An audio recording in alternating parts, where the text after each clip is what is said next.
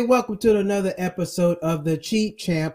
I am your host, Malcolm Hall, and I have another guest here with us, a very good friend of mine. I just know everybody. Everybody's my friend. But this is a good friend of mine, and we have a special relationship because she is one of the first people that got me into radio podcasting, talking to people without seeing them in the first place.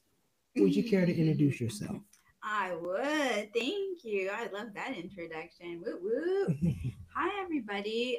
My name is Erica. Most people know me by Cookie. That's my radio name. And I've been in radio a long time. I got started as an intern when I was 18 years old. And 6 months later, I was on the radio. 18 years old on the radio in my hometown of Fresno, California, broadcasting to 200,000 people an hour. Wow. That was a drug. And I was like, I have to do this. This is amazing. And I continued that for about 2.5 years. But then, of course, you just always want more. I grew up in a small town, and I was like, I need to go to a bigger market. I need to go to like New York or LA or something. So at that point, I started to apply to different colleges. I was going to Fresno State at the time, and I got into Cal State Northridge, decided to move to LA. And when I got to LA, I was like, just anywhere and everywhere I could be. Interned for Def Jam, met a lot of people there. It ultimately led me to being at Accelerated Radio, is where you met me at. Accelerated Radio, shout out to them. Yes, and that's where Urban Hollywood Radio started, was on that network. And it was just a brain baby of mine that I wanted to give artists a platform to break their music. That was all I ever wanted to do. That was why I was at Def Jam. I really wanted to work in A&R. I wanted to just put artists out there, people with good music. That was always like my thing. I just wanted to put good music out into the world. And so I was like, this is my moment to be my own A&R. Like, right. I'm just going to break people from LA. And that's what we used to do. We used to invite people, usually music guests. They weren't always music guests, but it was up and coming, aspiring poets. It was up and coming, aspiring actors and actresses. It was up and coming DJs. We just had everybody that was just down to rock with us on the show. And, it ended up kicking off like pretty good. It caught a buzz here in LA. People wanted to come on our show. Like, we were booked out for months. Like, it was just crazy how many people wanted to just come and do an interview with us. And right. It was just us having fun and just letting people have a platform to put their craft out there.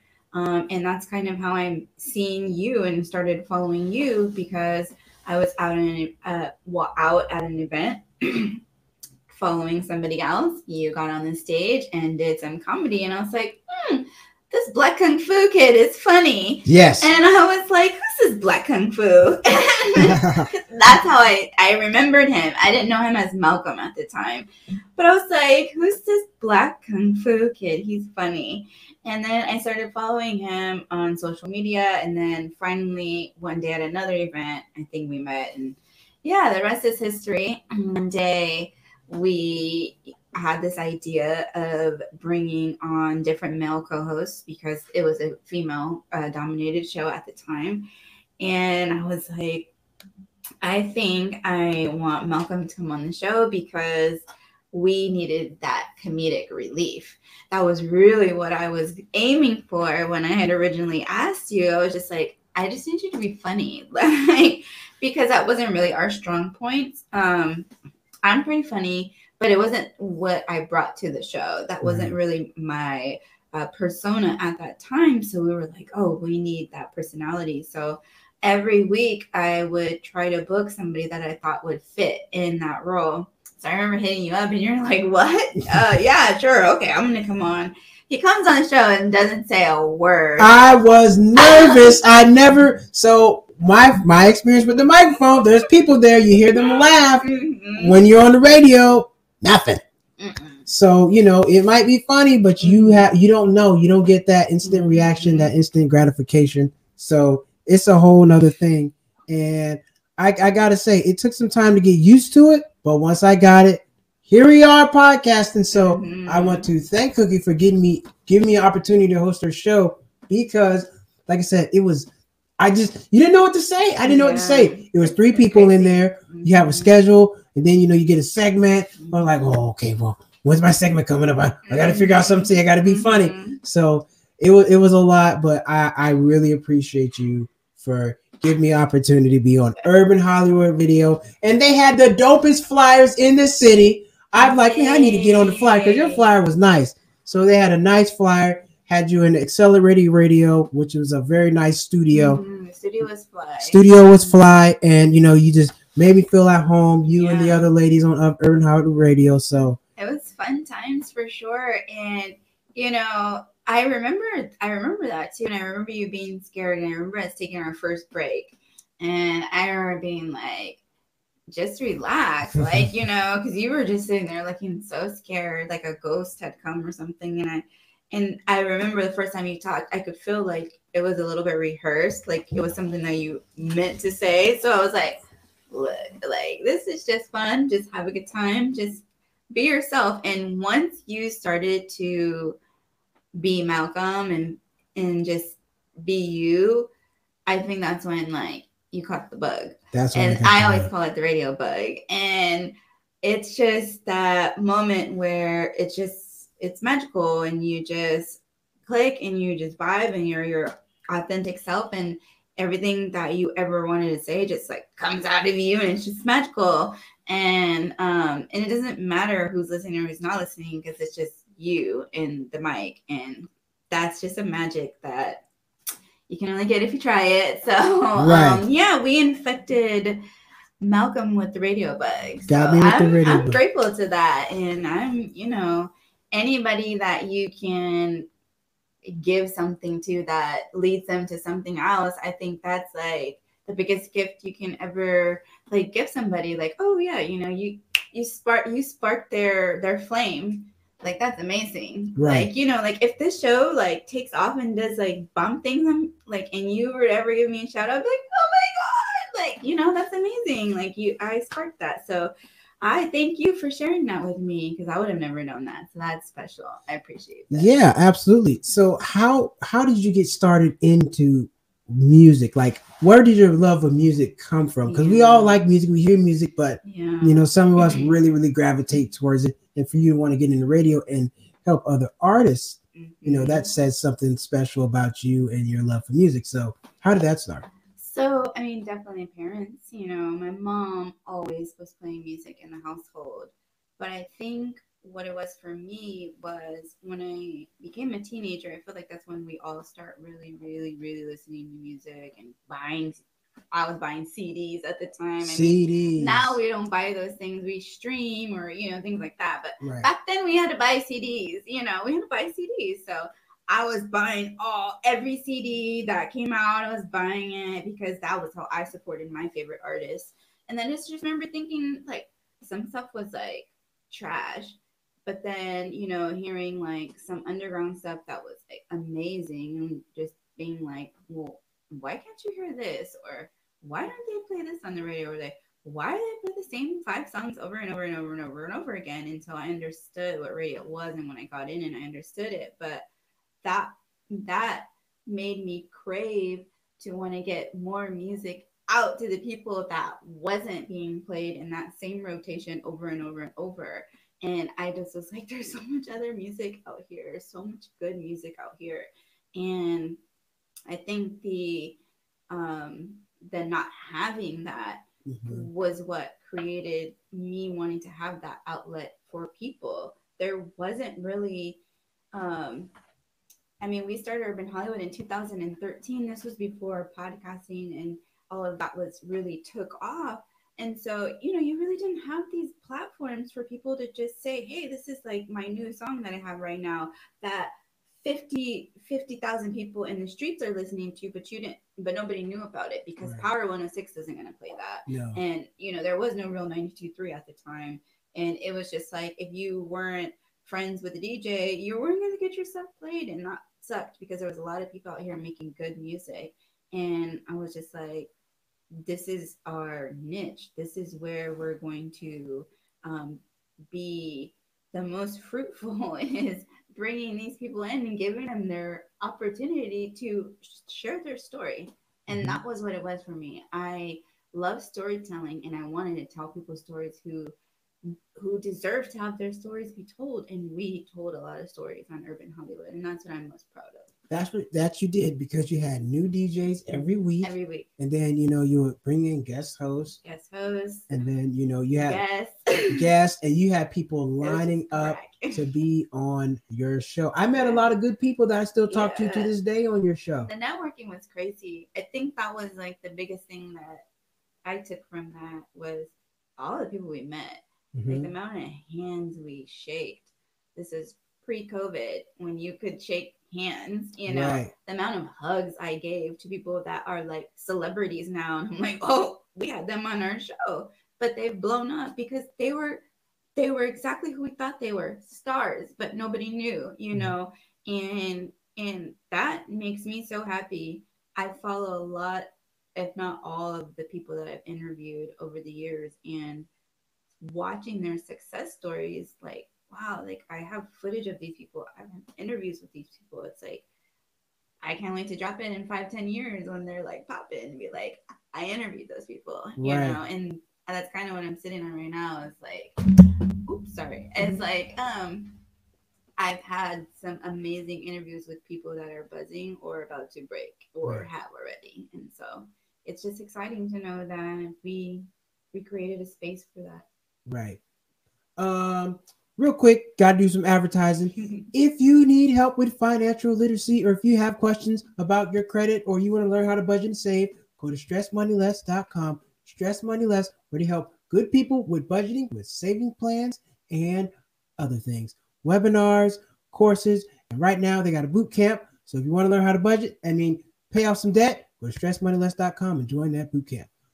Okay. Stressmoneyless.com. Stressmoneyless.com. And shout out to people getting their finances right. That's so important for people in the Black community. Right. But just in general, I just think finances is such like it's so taboo. Like, especially I feel like in certain communities, like the underprivileged, and a lot of the Black and Latino communities that you see in LA, they're not being taught financial literacy like they need to be taught. And I can speak from experience coming out of high school, coming out of college, still not understanding financial literacy to the point that I do now. Right. And I'm like, I graduated from a 4-year university, not understanding financial literacy, but coming out in debt. Right. And not understanding what to do with that debt. Yeah. And it's like, I have a degree,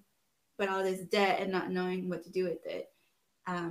That's a trap, and I just, I don't deter people from going to college, but that's the biggest trap America's ever, put out there, was that you have to get a degree to make a living in this world. And I think that with COVID hitting, that changed a lot of people's minds. And, you have to be able to transform yourself and find different ways of income streams and getting with the times. And you can do a lot of different things. And there's so many ways to make money now. Technology has afforded us that. Right. And so, even like this mobile podcast, like being able to just do your thing wherever you can. I think, this is just, we're on a whole frontier, like just a whole shift right now. It's crazy. I think so too. Speaking of which, I know you big into music, and the podcast, the Cheap Champ is about life, money, in context. So running your studio, I know a lot of people want to get into music, and artists want to do different things. It costs money. Sure does. You can't get into podcasting for free, radio for free, or anything. So what was it like, some of those startup costs that you had to pay for, like when you were getting Urban Hollywood radio started? Yeah, that's important to talk about, because people don't know that stuff is not free. you talked about how fly our banners was. Mhm. We were paying for that. We were paying a graphic designer to make those things, or they weren't making every one, but they would make like one, and then they'd send me, like the PDF file, and then I would just move the person in every week. But still, someone had to make that original copy, and I had to pay for that. Someone Right. had to pay for that. The in the beginning, it was photo shoots. We had to pay the photographer to take photos of us. It was the person who was shooting and filming for us. I had to pay the editor to edit our videos.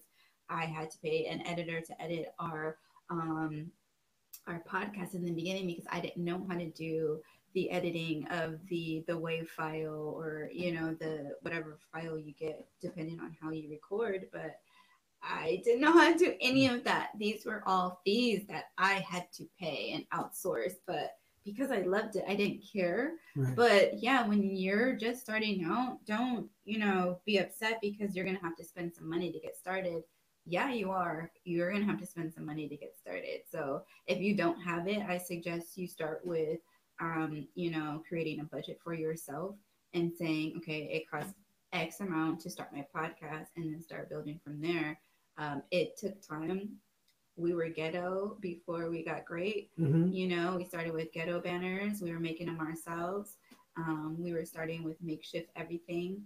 And then it started to pick up. And then we started to get sponsors. And then we started to be able to have a little pot that we had, and we could pull from that money. And that's when you really started to see our brand go to the next level. But that took time. That took so much time. And everybody always looks at the end result and like, oh, the show was so fly. But yeah, nobody looked at the beginning. Right. It was not fly in the beginning. It was fly because of the content, but it wasn't fly like on an aesthetic scale. Right. On an aesthetic scale, you couldn't see how fly the show was in the beginning, because we didn't even know how to show that. We didn't even know how to produce that type of content to be shown. But as the show grew, as our minds grew, as you just, that's why you gotta take the first step, right? It's that Martin Luther King quote, like, take the first step even though you can't see the rest of the staircase. It was exactly like that. Right. We took that first step, and then 4 years later we look back like, damn, we climbed a lot of steps. Now, you talked about sponsorships. Mm-hmm. What was it like getting that first sponsor, and how did you get that first sponsor? Because everybody wants sponsorship, but getting sponsors is not easy. Yeah. I felt like I had won the damn lottery.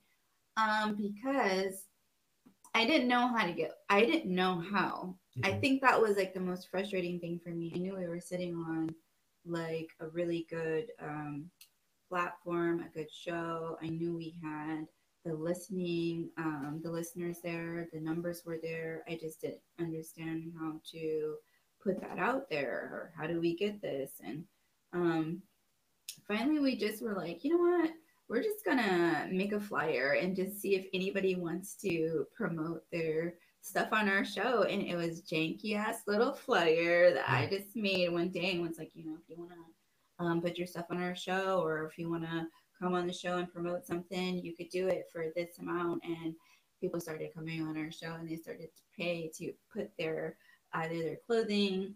They would pay us to spin their music sometimes, depending on how many times they wanted us to spin it. Like, it ended up becoming, we used our brain as to what did people like the most from our show.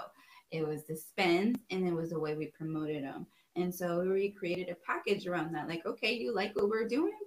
Then we'll do it some more if you pay this price. And then there was artists out there who believed in themselves enough to pay for their music to be played, because they believed in themselves that much. And we rocked with them, and we spun the hell out of their shit, and I think that that's what you have to do. You have to find where are you attracting the most volume with your listeners. Where are they, what questions are they asking the most, and then formulate something around that. Right. That would be my advice. Well, that's dope. I mean, because you have people coming from out of town. People would fly. People were flying out here for that. They were flying in. They were flying in with their crew. I knew. I was like, wait a minute. Did someone just fly from New York to come to our show? And that's when I was like, we like have something here. People were submitting music to us from around the world. Yeah. Like Japan.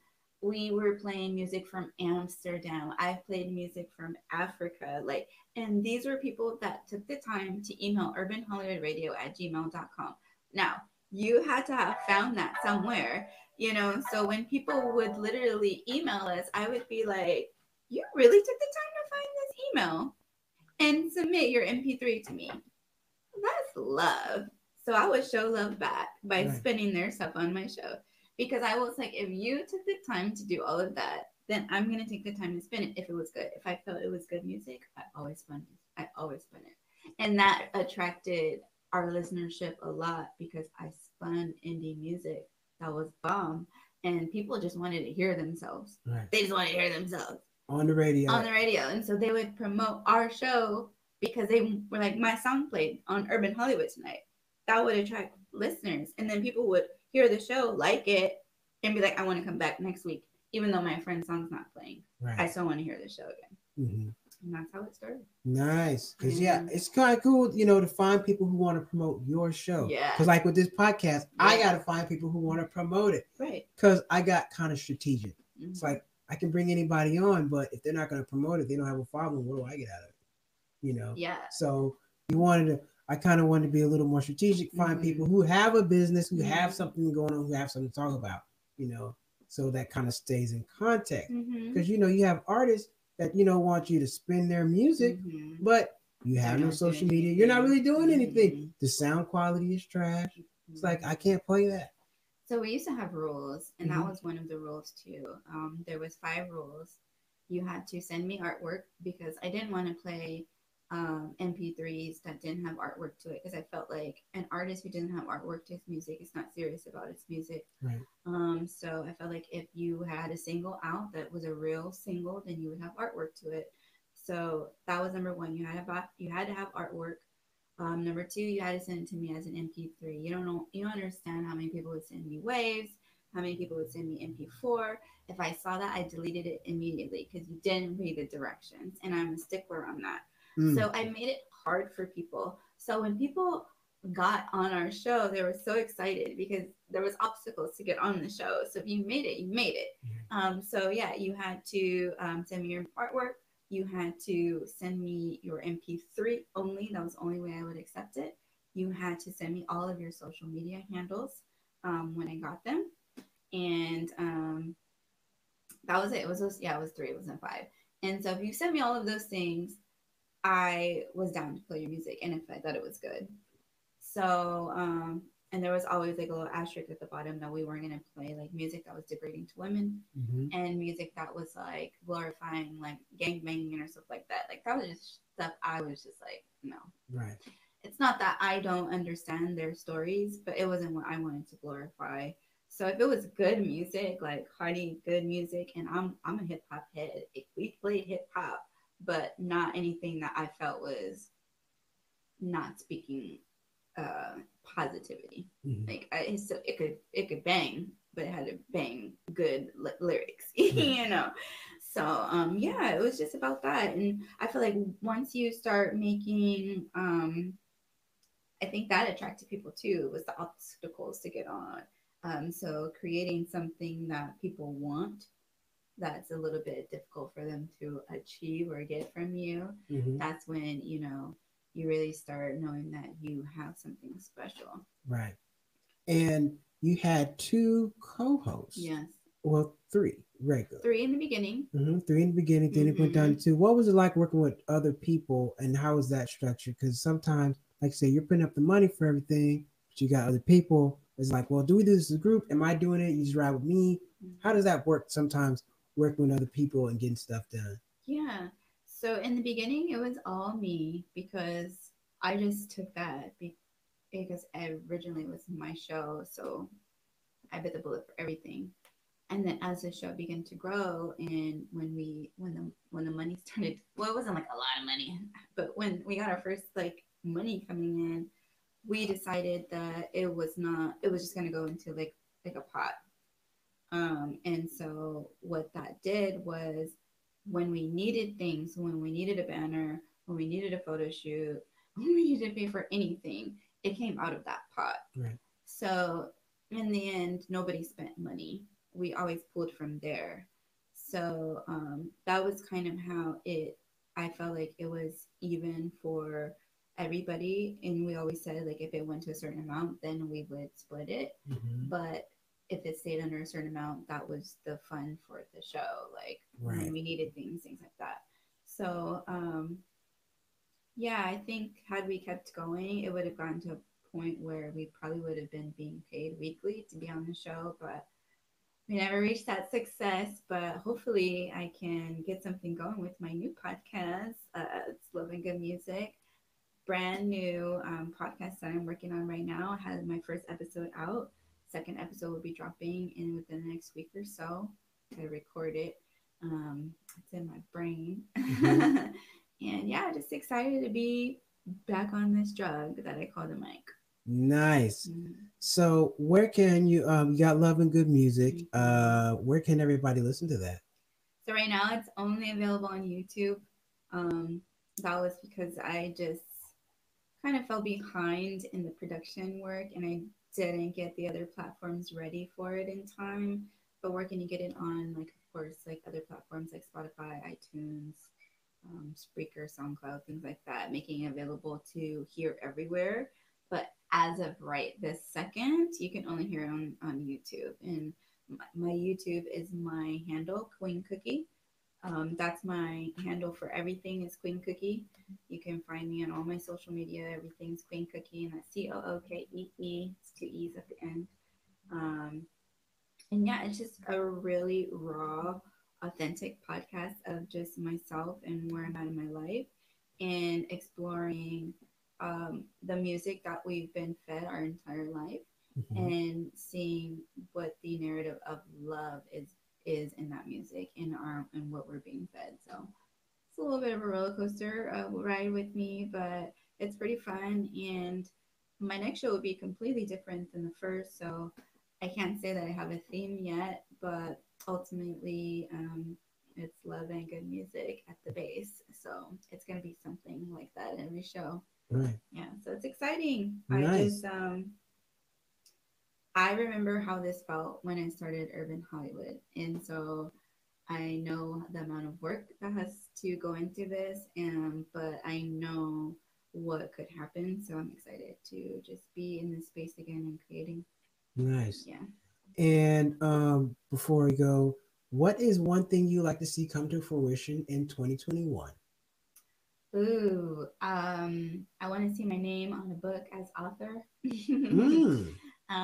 Yeah, I have a children's book that I wrote based out of something that me and my son do, and I'm not gonna say I want to. I'm going to get that out this year.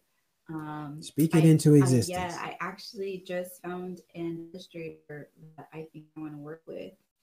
I just hit him up. So I'm gonna see what his vision is versus what my vision is, and if it looks the way that I want it to look, then I'll let him put the pages and put the pictures on the pages for me, and then we'll see where it goes. But I definitely want to put my children's book out. And I also have another book that I'm working on. It's an adult book, but I'm not exactly sure how I want that to go because it goes so many different ways in my mind. But definitely just in my writing space right now. I just think that writing is so healing, Mm-hmm. and it's just if when I let the pen go, like I'm just so creative, and just seeing where it flows and where it takes me, and using my writing as healing for people. When I let the pen go, my handwriting is bad. Yeah, well, I'm not talking about the handwriting. I'm talking about what's on the pages. Oh, well, you don't get to what's on the pages with me because the handwriting's so bad. I got to do that's better. all bad. So Yeah. maybe you shouldn't write. Maybe you should like voice chat. Well, I tell jokes, so I get up there. You do. I get up there and I tell my jokes. So you do a good job. One day I'm gonna do your job. Hey, I'm up there So Thursday. like you came into my world in the podcast. Right. I'm gonna come into your world and I'm gonna do a stand up. We should do it. Hey, Thursdays. No, you know no. I host on Thursdays. Not this Thursday, but no. But now that you told me and you told everybody on this podcast, oh, in 2021, I'm gonna get on the stage. I hold the keys to stage time. Oh my god. So, Lord have mercy. Well, I want to thank Queencookee for coming through and showing some love and spreading some love and good music. Woo-hoo. And like I said, she gave me my first start into radio, into speaking to people without seeing them. So I'm forever grateful. But isn't it crazy how they're listening though? They are listening. Right? Yep. They're listening though. They are listening. Mm-hmm. Oh, also, if you want to save some money and you want to learn how to travel cheap, go to cheapnotbroke.com. We are sponsored by cheapnotbroke.com, and check them out on YouTube. Got a ton of content out there for you. Also, if you want to laugh, get your laugh on, go to Black Kung Fu on Instagram. I thank you all for listening today, and we will be back next week with another guest. And until then, continue to listen to love, spread love, and listen to good music. See you next time.